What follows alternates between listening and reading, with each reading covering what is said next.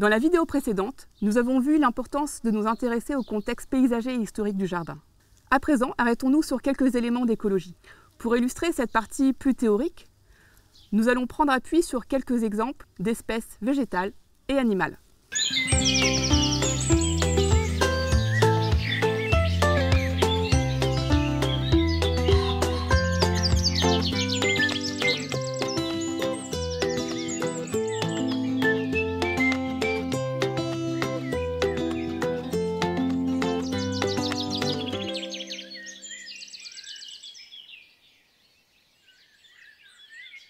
Chaque espèce végétale en fait, est adaptée à son milieu du fait de conditions de vie particulières liées au sol, à l'eau et à la lumière.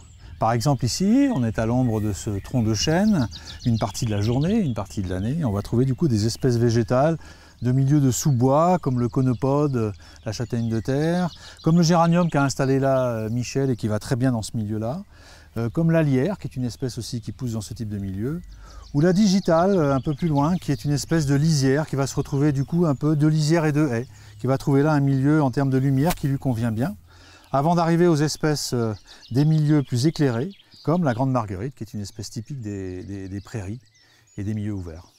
Voilà, il y a bien comme ça une adaptation particulière à des conditions, et diversifier ces conditions, c'est avoir plus de flore dans son jardin. En fait, chaque espèce animale utilise le milieu, et donc ici le jardin, pour assouvir un de ses besoins vitaux, c'est-à-dire se nourrir, s'abriter ou se reproduire. Et le jardin peut très bien assouvir, permettre à chaque espèce d'avoir une, deux ou trois de ses fonctions sur le cycle journalier ou sur le cycle annuel.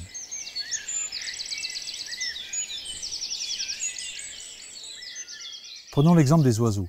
Les oiseaux ont besoin de poser leur nid sur un support, souvent un support végétal. Et par exemple, dans ces buissons plutôt d'origine horticole qu'on trouve autour de la maison, vont nicher peut-être le rouge-gorge ou l'accenteur mouché. Donc, et puis si on va un peu dans la haie champêtre, on va trouver du coup des arbustes un peu plus hauts, des noisetiers, etc., où vont nicher le merle, la fauvette à tête noire, les grives. Et puis si on va encore un peu plus haut, on va trouver la strate qu'on appelle arborescente, avec les arbres, où vont nicher les pigeons ramiers, les pies, le pinson des arbres par exemple. Et même dans les troncs, le piquet-pêche et la chouette-hulotte, qui sont des oiseaux cavernicoles, on appelle ça, qui nichent dans des trous. Chaque strate, donc chaque étage de végétation, accueille ainsi un type d'espèce. Et donc évidemment, plus c'est diversifié, plus il y a d'espèces. D'un autre côté, on peut dire que, outre la structure, la composition de la haie va permettre d'alimenter en ressources alimentaires différentes des fruits, des insectes, tout ça, tout un peuplement d'oiseaux également. Alors voilà, nous voilà maintenant descendus au niveau de la prairie, c'est-à-dire que là, Michel a laissé sa pelouse évoluer vers une prairie, et on peut voir combien, finalement, ça fait découvrir des différentes fleurs, les lotiers, voilà, qui sont en fleurs ici, le mélempire qui est en fleurs là également, et puis les graminées, là, les flouves odorantes, qui contribuent aussi à cette richesse, et qui attirent, toutes ces fleurs attirent une quantité de pollinisateurs, divers et variés. On pense aux abeilles, mais pas que, hein. Il y a des papillons, des mouches, et quantité d'espèces en fait qui vont contribuer à polliniser ces prairies-là et qui contribuent à la richesse du jardin. Par exemple, ici, sur cette plante, il y a une quantité de pucerons qui vont en fait servir de réservoir pour des auxiliaires comme la larve de cirfe ou comme les larves de coccinelle, qui pourront ensuite aller sur d'autres plantes cultivées par exemple. D'où l'importance et l'intérêt d'avoir aussi ce type de prairie qui sert de réservoir pour les auxiliaires. Bon nous voilà au bord de la mare. Alors la mare c'est d'abord de l'eau, c'est-à-dire une ressource indispensable. Quantité d'espèces viennent boire ici, aussi bien des mammifères, le hérisson, que des abeilles, que les oiseaux. Les oiseaux du quartier se donnent rendez-vous ici pour boire.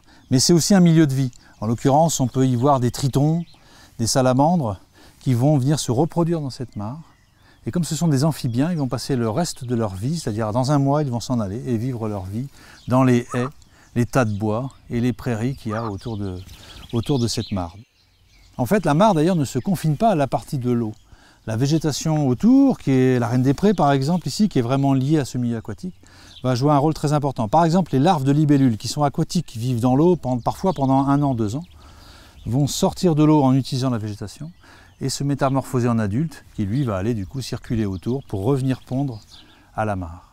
Donc c'est bien un milieu super intéressant, qui est connecté aux autres milieux et qui contribue à la mosaïque d'habitat sur un jardin.